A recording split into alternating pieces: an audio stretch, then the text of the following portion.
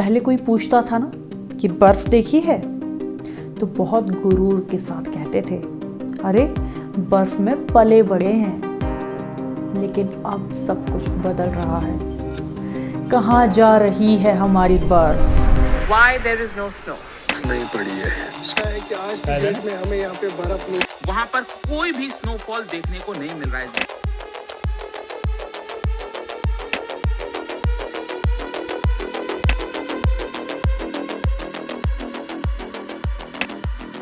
अच्छा अंकल जी, जब वो जैसे आप 75 साल के हैं, 75 साल की उम्र है आपकी, आप यहाँ से 30 साल पहले की जनवरी कैसे होती थी? 40 साल पहले की जनवरी कैसी थी यहाँ पे? बहुत अच्छी होती थी, बहुत बर्फ गिरती थी, 4.5-5 फुट बर्फ गिरती थी इसी बाजार में, क्योंकि अभी हम लोग लोअर बाजार में, इसी लोअर बाजार में, इसी बाजार। अच्छा हाँ, कई दफ़ा तो इतनी बर्फ गिरती थी कि भाई बिजली पानी बंद हो जाता, 6 दिन बाद बिजली पानी मिलता था। नल के पाइप जो है टूट जाते थे। अच्छा। बर्फ 4 फुट बर्फ पिघला के जो है वो अपना गुजारा करना पड़ता था। एक दफ़ा इतनी बर्फ पड़ी बाद में कि 4-5 फुट रोड बंद हो गए एक हफ्ते तक। गाड़ियाँ जो है वो 150 गाड़ियाँ मशोबरी से शिमले तक दब गई थी, बर्फ़ के नीचे रास्ता गाड़ियों के ऊपर से था। दोस्तों, इस स्थिति की सही वजह क्या है, ये सब क्यों हो रहा है, ये जानना भी हमारे लिए बहुत ज़रूरी है। इसलिए हमने बात की मौसम विभाग शिमला के डायरेक्टर सुरेंद्र पॉल सर से।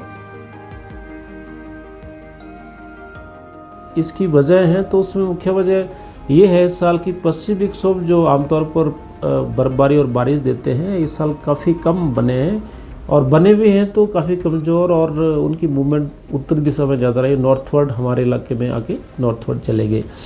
जैसे ही JNK और हिमाचल पहुंचे तो नॉर्थवर्ड उनकी मूवमेंट हो गई और इवेंचुअली क्या हुआ कि यहाँ पे जो है बिना बर्फबारी और टेम्परेचर बढ़ा के सब पश्चिमी विक्षोभ यहाँ से निकलते रहे। और कारण जो अभी तक जो मुख्य तौर पर देखा गया है उसमें ये है कि जो भी पश्चिमी विक्षोभ को हवाएं बनाती हैं, खासकर जो पोल की तरफ से ठंडी हवाएं आती हैं, इस साल जो है उनका नीचे की तरफ आना थोड़ा कम हुआ, क्योंकि पोलर वर्टेक्स भी इस साल काफ़ी न्यूट्रल रहा और उसका बनना भी एक वजह है कि नीचे की तरफ हवाएं नहीं आ पाई। तो नीचे की तरफ जो ठंडी हवाएं आती हैं और हमारी तरफ से गर्म हवाएं आती हैं, उसके मिलने से जो है पश्चिमी विक्षोभ बनते हैं और फिर वो हमारी तरफ जो आते हैं और इवेंचुअली बर्फबारी और बारिश देते हैं। तो इस साल ये वजह रही कि जो ठंडी हवाएं नॉर्थ में रही ज़्यादा, पोल की तरफ रही, तो इसी तरह से पश्चिमी विक्षोभ भी कम बनने, और जो जेट स्ट्रीम होती थी जो आमतौर पर सदर्न लैटिट्यूड पे आती थी वो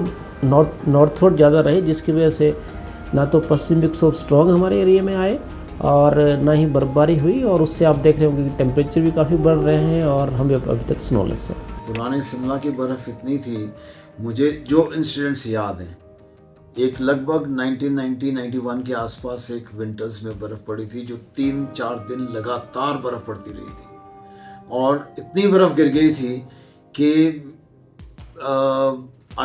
हफ्ता 10 दिन नॉर्मल सिचुएशन आने में लग गई थी।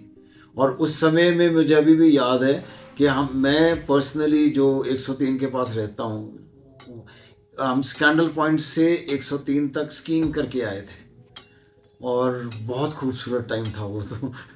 पर वैसी बर्फ़ मैंने शिमला में उससे पहले भी देखी जब बचपन में, पर अपने होशो हवास में 90-91 की बर्फ़ देखी थी जो बहुत अच्छी।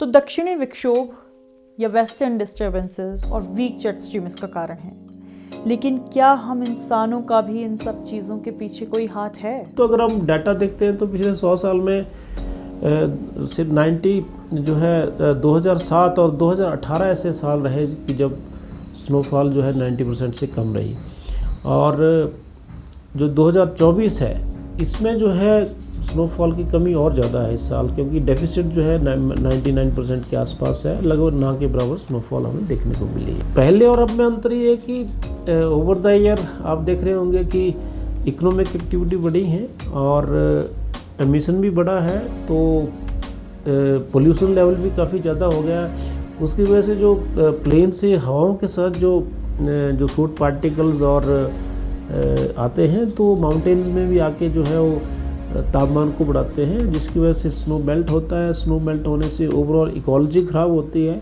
और इकोलॉजी ख़राब होने से वजह से वेदर पैटर्न भी बदलते हैं, जो कि आजकल आप देख रहे हैं कि एक्सट्रीम्स कंडीशन चल रही हैं। कभी अनटाइमली स्नोफॉल हो रहा है, कभी बारिशें ज़्यादा हो रही हैं, कभी बिल्कुल ड्राउट है।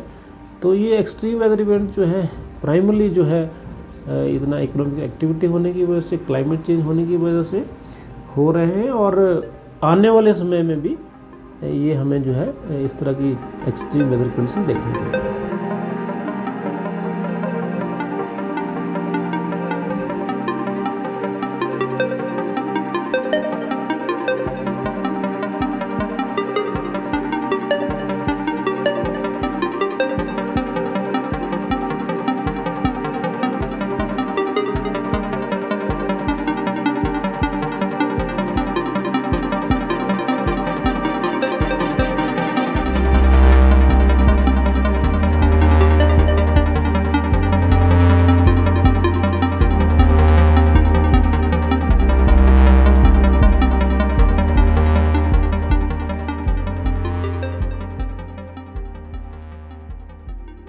देवी देवता बोलते हैं भाई, क्या बोलते हैं, जब अपना इंसान ही बदल चुका हुआ है तो अपने आप मौसम बदल गए, इंसान की नीति बदल गई हुई। अच्छा, देवी देवता खुद ऐसा बोल रहे हैं। हाँ, अभी भी देख लो, अभी इस मौसम के बारे में इन्होंने बोला कि भाई हलचल देख लो। अभी आप वो आया, बाढ़ आई तो उसके बारे में बताया देवी देवता ने कि भाई ऐसी आपत्ति आ रही है। जब तुम हमारे कोई नहीं, माँ बाप को नहीं मानेंगे, देवी देवता को नहीं मानेंगे, तो किसको मानेंगे? तो प्रलय होगा। मौसम बदल रहा है, सर्दियों के महीने सिकुड़ते जा रहे हैं, बेमौसम बरसात हो रही है। आखिर क्या छिपा है भविष्य के गर्भ में? इन जनरल पिछले 5 से 6 साल में आप देख रहे होंगे कि मॉनसून का भी शिफ्टिंग है, सिमिलरली विंटर्स का भी शिफ्ट है। तो इससे ये होगा कि इसके जो है, अगर मान लीजिए लेट स्नोफॉल आता है, क्योंकि अभी 2 साल से आप देख रहे हैं कि जनवरी में वर्चुअली स्नोलेस हम हैं। शिमला में भी स्नोफॉल पिछले साल बहुत कम देखने को मिला था, और इस साल भी लगभग उम्मीद है कि एंड तक स्नोफॉल आए, जो इंडिकेशंस अभी हमें मिल रही हैं। लेकिन 2 साल से स्नो नहीं है, तो इससे ये हो जाएगा कि स्नोफॉल शिफ्ट करता है तो पूरा आपका agriculture patterns, crop patterns, water resource, irrigation schemes, power projects, और इसके साथ साथ में जो बायोडाइवर्सिटी है उसको भी असर पड़ेगा, क्योंकि सारा जो है एक वेदर रजीम अगर बदलता है तो पूरा एक आपका पूरा चेंज उसमें आ जाता है। शिमला में एक खासियत ये थी कि इतनी बर्फ़ पड़ती थी कि शिमला में बर्फ़ के कुएं थे। एक स्नोडन में बर्फ़ का कुआं था, एक केंद्रीय विद्यालय जो आजकल है वहाँ पर था, और एक जाखू मंदिर में था। लोअर बाज़ार में लोअर बाज़ार के व्यापारी जो कुल्फ़ी जमाते उस बर्फ़ को निकाल के, अंग्रेज़ों के टाइम में तो वो उस बर्फ़ का उपयोग ठंडा और उनकी शराब और इत्यादि और मीट मांस रखने के लिए किया जाता था। और आज़ादी के उपरांत लोअर बाज़ार में उस बर्फ़ से कुल्फ़ी जमाई जाती थी, जिसका स्वाद हमने भी चखा है। और बर्फ़ को टोकरियों में भर के उसमें रखा जाता था। बर्फ़ गर्मियों तक शिमला में उस बर्फ़ का उपयोग किया जाता था। आज वो सब इतिहास बन गया है, और जब आज बर्फ़ भी नहीं पड़ती, बर्फ़ के कुएं भी नहीं रहे, और अब शिमला शिमला नहीं रहा।